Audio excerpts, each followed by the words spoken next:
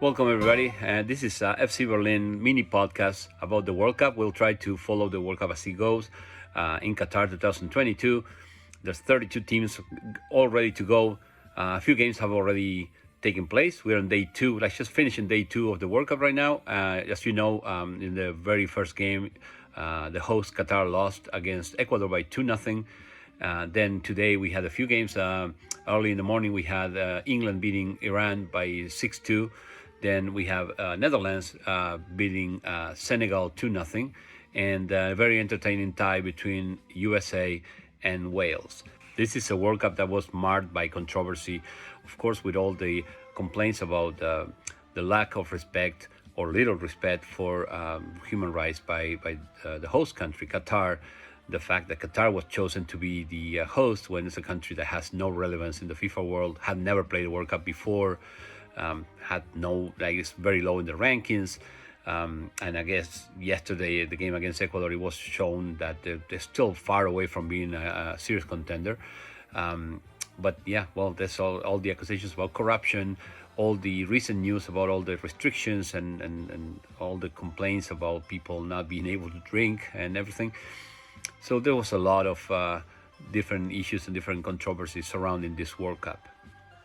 Several important players missing the World Cup due to injury, most notably Karim Benzema from France, the Real Madrid attacker who got injured while training in preparation for tomorrow's game against Australia. In addition to him, Paul Pogba, big player too, playing for Juventus, he had a meniscus injury, and then Kimpembe, and then Nkunku and N'Golo Kante. So that's 5 players from France who will not be at this World Cup, and 2 of them injured within the last week. Same thing happened to Argentina. In addition to having lost Giovanni Lo Celso due to injury, they lost Nico Gonzalez and Joaquin Correa this past week. Joaquin Correa even played the preparation game against the United Arab Emirates and scored the 5th goal, and then got injured the following day and has been replaced. Other players who are not going to be at the World Cup: Diogo Jota from Portugal, playing for Liverpool; Marco Reus, the German player who also missed the World Cup in 2014 due to injury; Sadio Mane, the Senegalese player from Bayern Munich; and then you have Harit from Morocco, the Marseille player. So several players who got injured within the last few days and will not be able to compete. Then we have the big players who are not going to be at the World Cup because their teams failed to qualify, and there's some huge names in there too. You have Erling Haaland, the Norwegian player currently with Manchester City, and his teammate Martin Odegaard with Arsenal. You have Mohamed Salah, the Egyptian player who got eliminated by PKs by Senegal, and he even missed the PK in that shootout definition. Joseph Martinez, the Atlanta United player for Venezuela. Venezuela has never qualified to World Cup. It's the only team in South America, actually the only team in the CONMEBOL who has never made the World Cup. Then you have the Italian players, of course, Marco Verratti and Federico Chiesa. Italy having been eliminated by North Macedonia, that's a shock defeat at home. And so there's many players that haven't made the World Cup due to their teams not having qualified. And speaking of teams that haven't qualified, you have some big names there. Italy, of course, that are currently in a big rut. The last 4 World Cups, they came 4th in group stage in South Africa, then 3rd in Brazil, then didn't make Russia, now they didn't make Qatar. Then you have Colombia, they came in 6th in the CONMEBOL qualifying. Again, Colombia didn't make 2006, they didn't make 2008 and 10. They lost in the quarterfinals against Brazil in 2014, and they lost to England on penalty kicks in the round of 16s in Russia 2018. Then you have Sweden, didn't make it. In Russia they had lost in the quarterfinals against England 2-0, but they hadn't made the 2014. They hadn't made the 2010 either. And Chile, another notable absence. They haven't made 2018 either.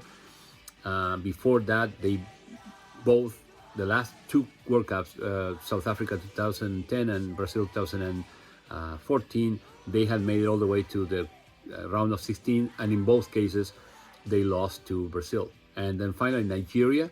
They lost to Ghana in playoffs in Africa and are not going to be in the World Cup this year. So as I said, big names. The most notable one, of course, the like multiple world champion Italy. So right away, tons of players missing this year due to the schedule going all the way up to the middle of November, which is very risky in my opinion. But right away, guys like Benzema pulling out days before, and even on in Argentina with Nico Gonzalez, who was a really big player in qualifying, and guys like Lo Celso and N'Golo Kante from France. So it's going to be very interesting to see how players manage injuries, manage the squad depth, and also the amount of load the body's taking with the time change and everything.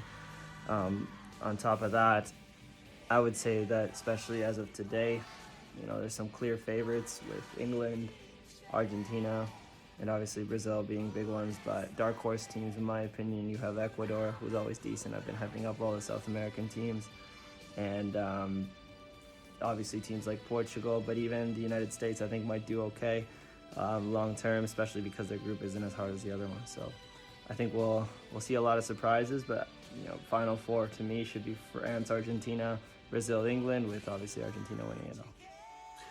In terms of predictions, I think it's going to be a World Cup that will be dominated by the South American teams. We'll see how that goes. But I think I would not be surprised if there's 3 South American teams among the 4 semifinalists. Argentina and Brazil being the obvious choices. The other one could be Uruguay, could be even Ecuador. They started off on the right pace. I think Belgium, Netherlands, or of course, is always Germany could make it far too. So if I have to predict the final, I would say Argentina against Belgium, with Argentina winning the World Cup and Messi being the MVP, and maybe Lautaro Martinez being the top scorer. Let's see what my colleagues think. World Cup tomorrow. Some really great teams throughout the tournament. I still think France can get it done, regardless of the Benzema injury. It only adds on to like Kimpembe, Magnan, Conte, Pogba, and more players, and Cuckoo. So I think France is going to get it done, and I think Kylian Mbappe will be my the Golden predictions Ball for the winner. games tomorrow. Obviously, Argentina's going to bring home. I know we're in the Canada jersey, but obviously, Argentina's bringing it home tomorrow. Should be at least 4-0 over Saudi Arabia. Just assuming the boys are going to come out firing. And the second game, I believe, is Denmark and Tunisia. I see Denmark winning it probably like 2-0. If not, maybe like a 2-1. Tunisia gets a goal. I don't know, kind of an unpredictable game. You don't know how it's going to go. So we'll see how they adjust to the Qatar scene, right? And then Poland-Mexico, I see a tie. See how like a 1-1 tie, kind of like today. How Gareth Bale with that late one for Wales, tying it against the States. It could happen. Good players on both, like Lewa wanting to play. Some good Mexican players, of course. You can't really count them out, especially what they did in the last World Cup, beating Germany, right? So you never know. And then last game, France, Australia. Obviously, France looks like going to be taking that one home. Former World Cup winner, but I guess we'll see if they survive the World Cup curse, right? Last 3 World Cup winners always left in the group stage of the tournament, so I guess we'll see what happens with them. And those are just my predictions for tomorrow. But then obviously, I predict Argentina is going to win the whole thing because Leo Messi. What's up, guys? Match day 3 of the 2022 World Cup tomorrow. We have 4 matches tomorrow. The first starting at 5 a.m. Eastern Standard Time, and the last one starting at 2 p.m. Eastern Standard Time. I think that Argentina will beat Saudi Arabia 4-0. I think that Denmark will beat Tunisia 3-0. I think that Poland will beat Mexico 2-1. And I think that France will beat Australia 2-0. For me, Argentina wins 5-0. Poland beats Mexico pretty handily, probably 1 or 2-0. France, Australia will be closer than people think. It'll probably be a 2-0, 1-0 kind of game. And then Tunisia, Denmark is actually a toss-up, but I'll say 2-1 Denmark. 4 games tomorrow. First, Argentina playing against Saudi Arabia. I think it's going to be an easy win to Argentina. They're going to cruise to a 5-1 victory. Argentina always seems to struggle against the teams that are like in the paper, they're lesser teams. But I think this is not going to be a problem. Still, they might take a goal. They might have to trail, right? Start like sleepy and then take a goal in the early minutes of the game, and then have to win from behind. But it's going to be a comfortable win, 5-1. For the Poland against Mexico game, I think Poland's going to win 2-1. Probably Mexico had a really awful preparation season, to like losing pretty much every game they played, including losses to teams like Iraq. So I don't think they're going to do much better against Poland. Then we have Denmark playing against Tunisia, and I think it's going to be a tie, an ugly tie. Like it's going to be a bad game, 1-1. Nothing to see there. That's going to be pretty awful. That's my prediction, at least. And then finally, Australia against France. Australia is a tough team. They got tired of competing in the really poor Oceania confederation, and they moved to Asia. And then even in Asia, they managed to qualify pretty much for every World Cup since.